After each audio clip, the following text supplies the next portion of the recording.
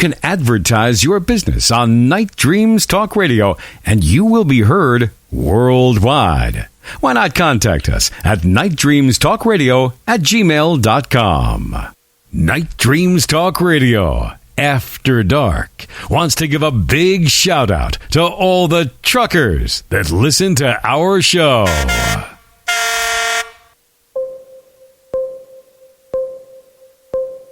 Night Dreams Talk Radio Network brings you the World Paranormal News with James Creechbaum. Now, the latest news. This is Night Dreams Talk Radio Network News. I'm James Creechbaum, and here's a weather report for all the truckers out there on the road tonight. In the northwest along the coast of Washington and Oregon, a lot of rain and continued rain. As you move further east in the northwest, a mix of ice and rain. As you get down to the southwest, there's going to be heavy rain and a mixture of both in down in Southern California across to Arizona and Utah. Moving onward over into the middle of the country, Minnesota is going to have heavy snow into Wisconsin. And across the northeast, going to be a lot of mix of ice and rain. In the south, it's going to be a heavy rain, thunderstorms mix. Matter of fact, there's flash flooding is possible from southern plains to the southeast tomorrow and Wednesday as multiple rounds of rain move across the region. Also tonight in the Missouri, Tennessee, Kentucky, and Arkansas areas, there is a tornado watch until 1 a.m. Central Time. Nuclear watchdog approves Japan's plan to release toxic Fukushima water into the sea. The International Atomic Energy Agency, an international watchdog that helps promote the peaceful use of nuclear energy, expressed approval Thursday of the Japanese government's plans to release contaminated water from the Fukushima nuclear power plant into the ocean. According to the AFP, Japan has around 1 million tons of contaminated water stored in the tanks at the plant site. In January, Japan's Ministry of Economy, Trade and Industry recommended disposing of treated radioactive water used to cool the disabled power plant into the ocean. However, the disposal method was met with resistance by locals, especially fishermen, who argue that releasing the water into the sea could negatively impact the Fukushima fishing industry. Now, according to the IAEA Director General, Rafael Grossi, the government's recommendation to release the contaminated water into the ocean is suitable.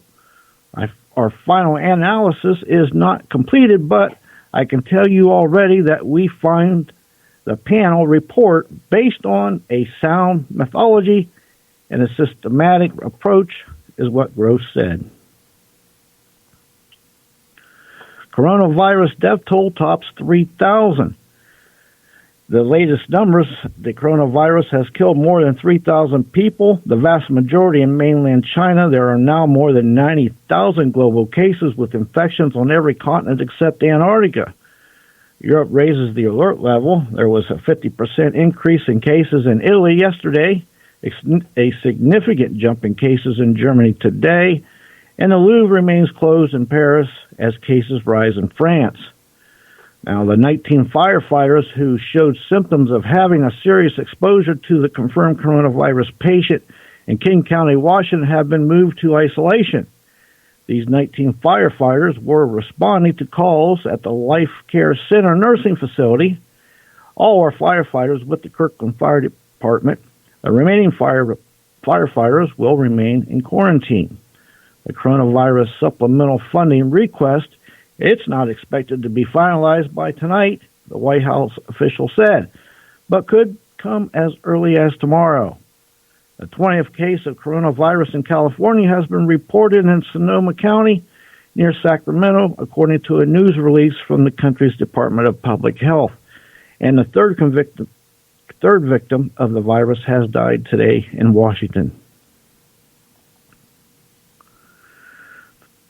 Fresh water flowing into the North Pacific plays a key role in North America's climate. Massive freshwater river flows stemming from glacier-fed flooding at the end of the last ice age surged across eastern Washington to the Columbia River and out to the North Pacific Ocean, where they triggered climate change throughout the northern hemisphere. Our findings suggest that freshwater flows into the northern Pacific can have far-reaching impacts, changing ocean temperatures and steering winds and storm tracks in North America. What happens in the North Pacific won't stay in the North Pacific, but instead will cause changes far and wide. If you have a news story you want us to share on Night Dreams Talk Radio, contact us at James Creasbaum or at James Night Dreams Talk Radio News at gmail.com.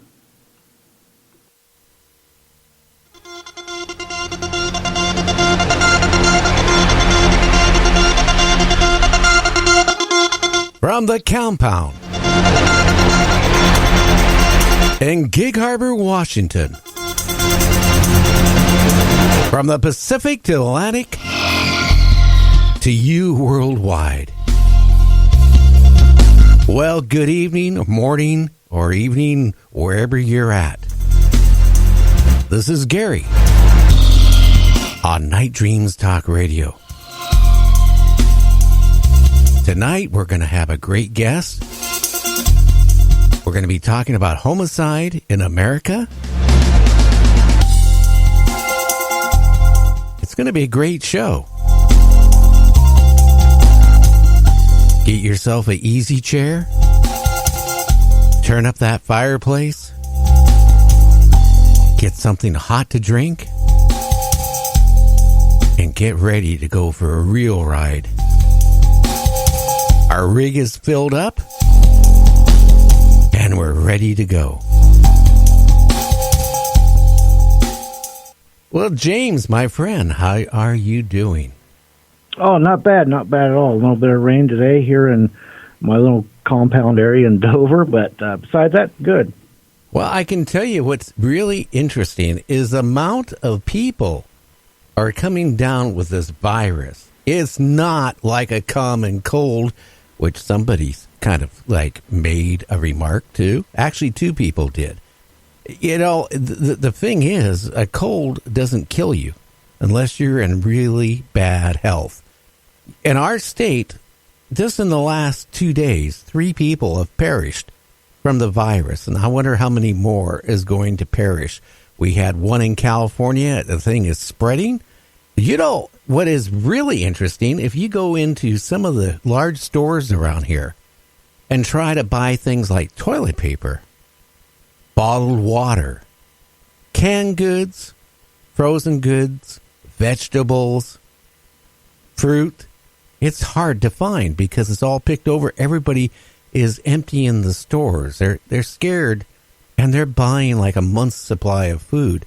A lot of these shopping services are going crazy because they came and fill the orders because people don't want to go to the store. They're scared to right now.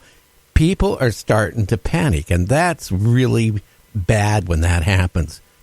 I suggest get yourself some good hand sanitizer. At least 60% alcohol. And matter of fact, I would buy some rubbing alcohol also. And make sure if you are out touching things, wash your hands periodically. Don't touch your face. Don't touch your mouth. Don't touch your nose. Don't do any of that. Don't rub your eyes. And you want to make sure you use that sanitizer a lot. Now, also, wash. When you get home, just wash. Sterilize your counter. If you got canned goods you just bought at the store, rinse them off before you even open them, because you don't know. People go in the grocery store, they have a tendency of picking up a can and reading what the ingredients are. Or they look at this one, oh no, maybe I'll get this one, and they put it back. I'm not trying to panic people, but just use smarts on this. And if you do, I think there's going to be a lot less chance of you getting this virus and spreading it. Now, they're also saying now wearing a mask probably isn't going to benefit you. It's more that you'd have to be really close contact or breathing the same air as that person mainly they're starting to think now it's from contact. Somebody has it, they touch something, you touch it, you rub your eyes, and now you got it. Well, I can tell you this much. I already use desanitizer, and I do use that rubbing alcohol. I do that. But I agree with you. Who knows how you get it? They're still learning on this. A lot of unanswered questions. And I hope we get a lot of answers, and I hope they get the needed funding that's needed to get ahead of this thing. Well, I think so. I think that the funding and all this stuff, I don't know. I think the only time people in Washington, D.C. is going to take this serious when something really goes out of control, and that's what I'm worried about, that it's going to get out of control. It could tank our economy. Our economy is so fragile that anything could really tank it, even before the election time. Because a lot of the experts are saying that our economy should make it through the elections. That's November. But they're kind of worried coming up next year if it's going to tank or not. This is really could cause a big thing, because people will be, not going to fast foods as much. I notice now, even a friend of mine that actually works in fast food called me up. He's a manager of one of these outlets. And he said that their sales in the last few days have drastically dropped. What's that tell you? People are not going out. No, they're not going out, and it's not just here. From what I've read, it's affecting economies all over the world, from Australia to Europe, you name it.